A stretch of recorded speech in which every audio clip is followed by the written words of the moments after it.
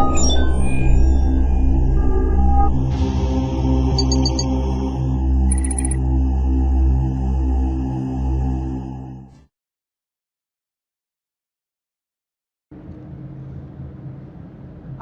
আলাইকুম, আমি আরিফ আছি আপনাদের সাথে স্পিনিং ইলেকট্রিক ল্যাবের পক্ষ থেকে সবাইকে অভিনন্দন। তো সবাই কেমন আছেন?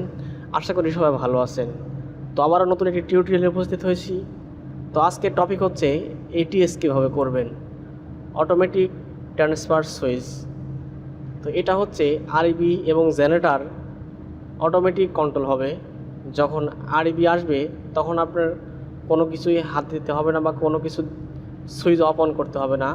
অটোমেটিক আরইবি আসলে আরইবি লাইট জ্বলবে এবং জেনারেটর আসলে অটোমেটিক জেনারেটর চালু হবে।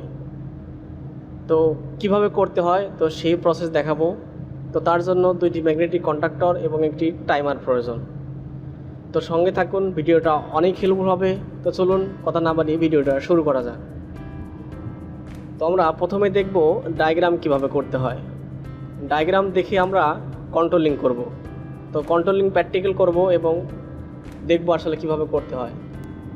তো দেখুন, আমি একটা ডায়াগ্রাম করেছি। ডায়াগ্রামে আরইবি এবং তো দেখুন আরইবি ইলেকট্রিক কেবল নিয়ে আমি 7 এবং 1-এ কানেকশন করেছি। ওকে, এবং 2 কিন্তু আমি নিউট্রাল কানেকশন করে দিয়েছি। 8 নাম্বার থেকে এবং 5 নাম্বার থেকে কেবল নিয়ে আমি K2-তে পাওয়ার দিয়েছি। K2-তে পাওয়ার দিয়েছি K1-এর এনসি দিয়ে। দেখুন আরইবি থেকে কেবল নিয়ে 7 এবং 1-এ কানেকশন করে দিয়েছি। তারপরে এই যে 3 নাম্বার থেকে K2 দিয়ে K1-এ পাওয়ার দিয়েছি এবং নিউট্রাল কমন করে আমি কিন্তু আরইবি এবং জেনারেটর দুইটা যে নিউট্রাল আমি কিন্তু কমন করে দিয়েছি এবং 1 এবং 8 হচ্ছে কমন। 1 এবং 3 হচ্ছে NO, 1 এবং 4 হচ্ছে NC এবং 8 এবং 5 হচ্ছে NC এবং 8 এবং 6 হচ্ছে NO।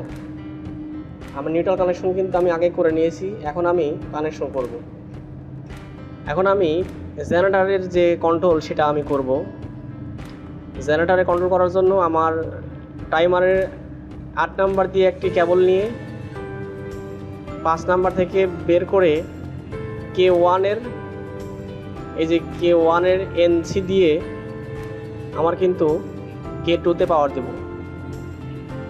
যখনই আমার জেনারেটর রানিং করব তখন সঙ্গে সঙ্গে এই টাইমারের এনসি দিয়ে K1-এর এনসি দিয়ে আমার এই K2-তে পাওয়ার যাবে। দেখুন আমি এখন K2-তে পাওয়ার দিব।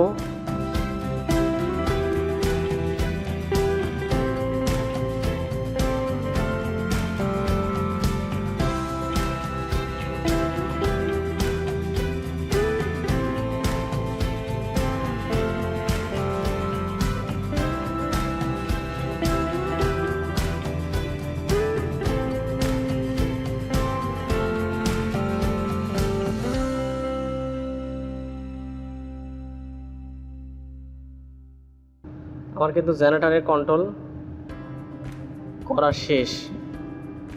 এখন আমি আরইবি লাইনে পাওয়ার দেব।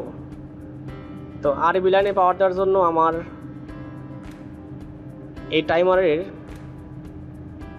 3 নাম্বার পেজ থেকে আমি একটি কেবল বের করে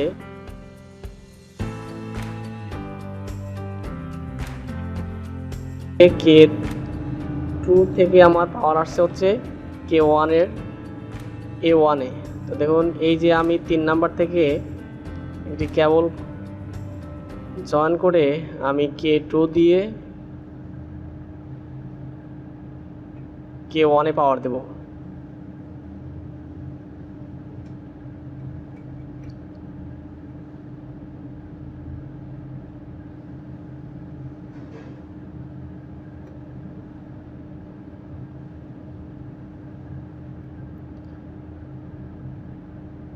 তো দেখুন আমার K1-এ কিন্তু পাওয়ার দেওয়া শেষ।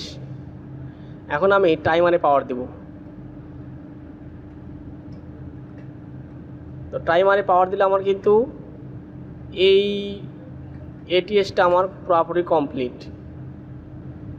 তো টাইমারে পাওয়ার দেওয়ার জন্য আমার কিন্তু 7 এবং 2 নাম্বারে পাওয়ার দিতে হবে। আমি পাওয়ার নিব হচ্ছে আরবি থেকে। যখন আরবি আসবে তখন টাইমারকে আমি কিছু সেকেন্ড সময় নেব, সময় নেওয়ার পরে অটোমেটিক যখন সে চেঞ্জ হবে তখন কিন্তু আরবিতে পাওয়ার চলে যাবে।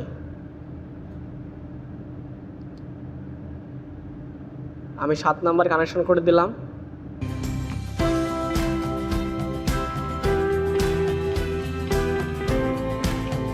আরবি এবং জেনারেটর দুটাই আমার কন্ট্রোলিং ওকে।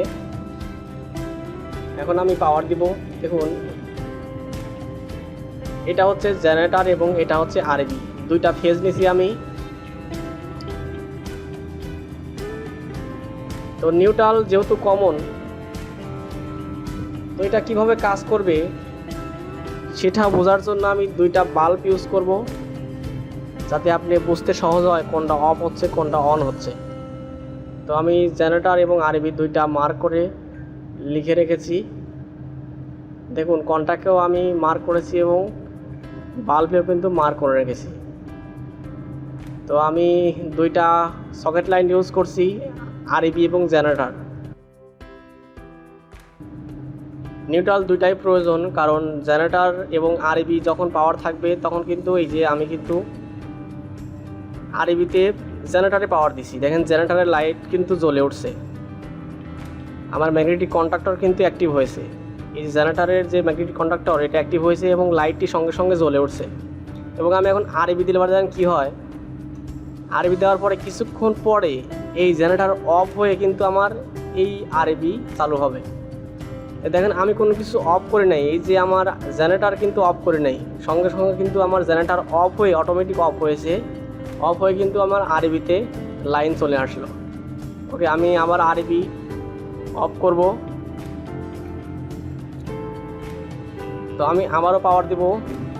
তো দেখুন আমি কিন্তু জেনারেটরে পাওয়ার দিয়েছি, এই যে জেনারেটরের যে লাইটটি জ্বলে উঠছে এবং সঙ্গে সঙ্গে আমি আরবিতে লাইন দিলাম। তো দেখুন এখন কি হয়, এই যে অটোমেটিক 10 সেকেন্ড বা 15 সেকেন্ড পর অটোমেটিক জেনারেটর বন্ধ হয়ে আরবিতে লাইন চলে গেল। তো বন্ধুরা, যদি ভিডিওটা ভালো লাগে অবশ্যই আমার চ্যানেলকে সাবস্ক্রাইব করবেন এবং পরবর্তী ভিডিও পাওয়ার জন্য আমার নোটিফিকেশন বেলটি অন করে দিবেন। তো সবার সুস্থতা কামনা করে বিদায় নিচ্ছি। আসসালামু আলাইকুম।